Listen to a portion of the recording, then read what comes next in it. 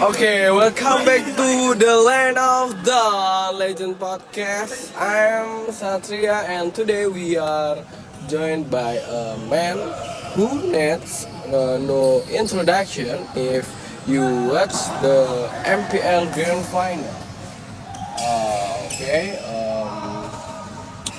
You have seen his insane mechanical place in the Goldland. Please welcome the MVP himself, Farel. Okay, thanks for having me, Asatria. It's good to be here and finally take a break from the practice room to chat with the fans. Okay, Farel, man, the community has been buzzing after your last performance that 1-on-3 all played at the Lord Pit was legendary.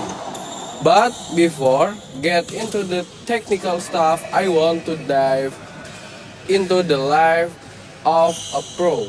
People see the trophy but they don't see the 12 horse screen. Okay. Exactly, it's a green. Most people think we just play games all day, but at this level, it's about more management, studying the meta, and perfect synchronization with the team. Well, I have got a list of questions from the fans and some of my own. Let's get into it.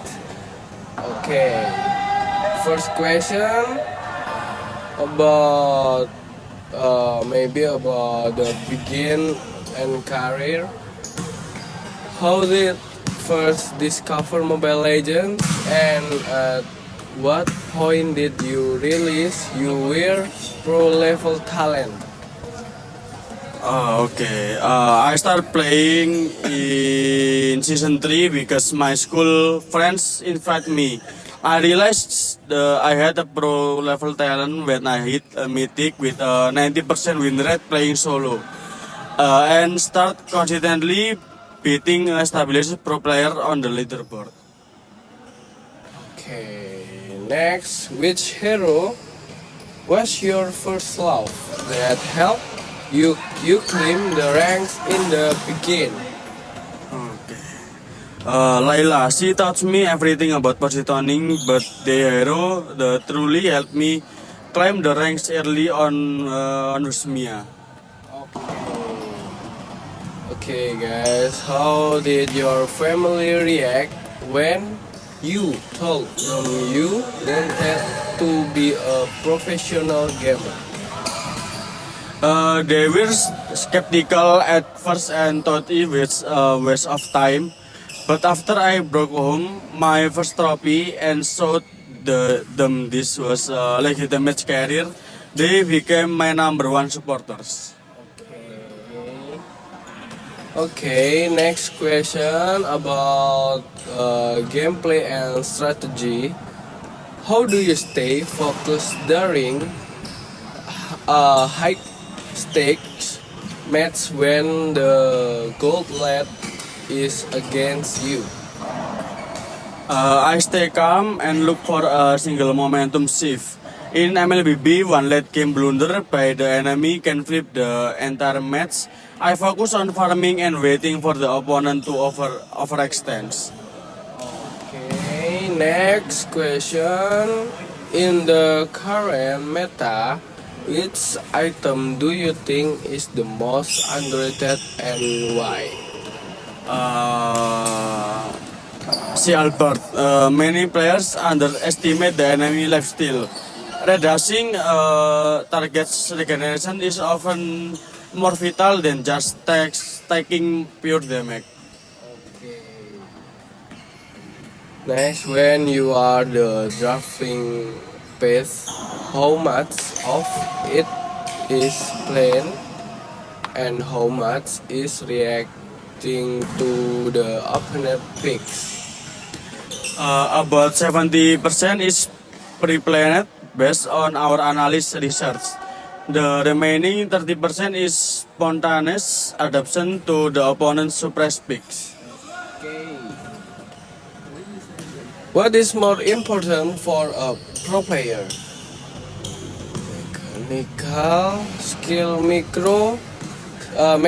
skill, micro, or map awareness, macro.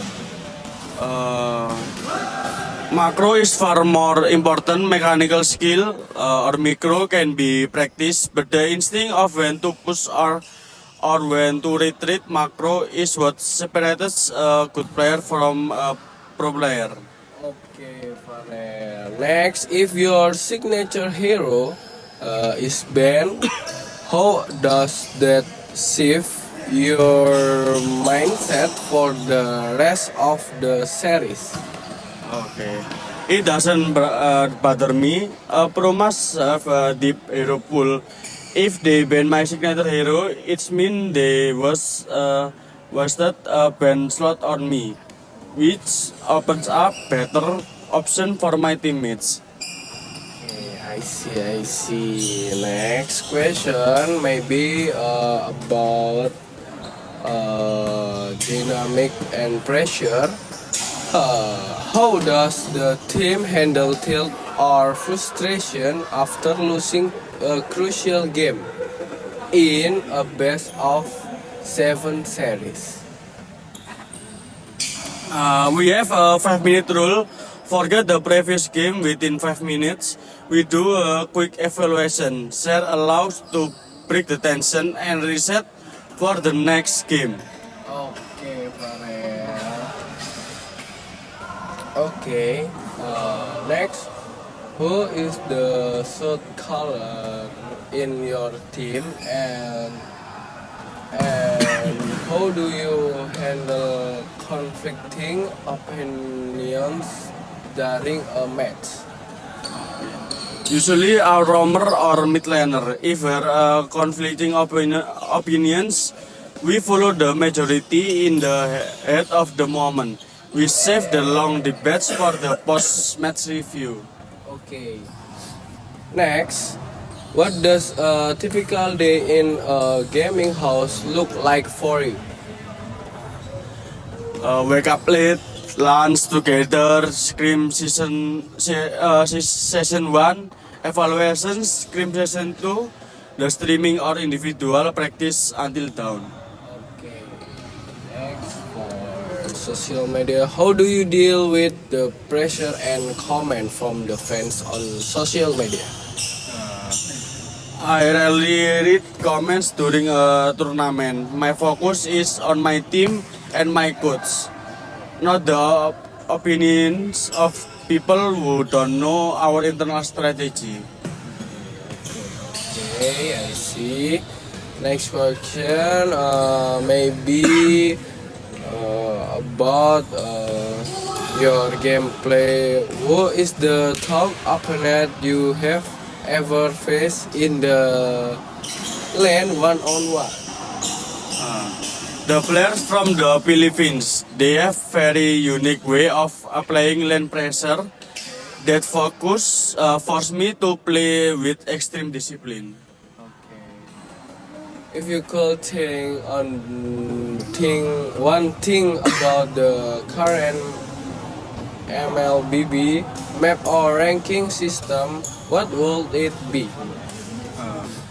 I'd like a striker ranking system both for the highest tiers, ensuring that ranked players actually have the quality and game sense equivalent to the competition skill.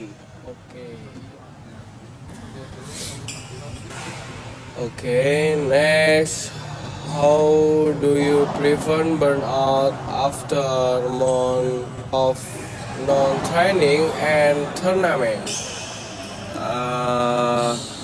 Short vacation without touching my phone at all, sometimes playing a different, more reliving game genre helps refresh the mind. Okay, what is the most common mistake you see epic or legend rank players making? Being too thirsty for kills and forgetting towers or objective. They also tend to ignore the minimap too often. Where do you see the MLBB sports scene heading in the next 5 years? I see it becoming a global sport on par with traditional football in terms of viewership and the professional ecosystem. Okay. What is your one piece of advice for an aspiring player who wants to get coached by a pro team? Okay. Don't just be a mechanical skill. Work on your attitude. Pro teams would rather have a team player they can work with than a go-tired player who is toxic or selfish.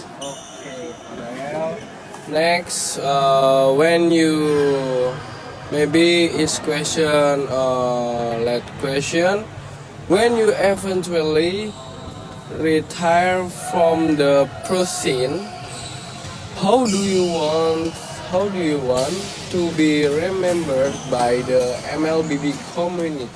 Okay. I want to be remembered not just for the trophies I won, but as a player who inspired others to never give up on their dreams. Okay, those are some heavy hitters. Farrell, thank you for coming, for being so open with us. Okay. To the fans, keep practicing, stay positive, and see you in the land of dawn. Okay. See you.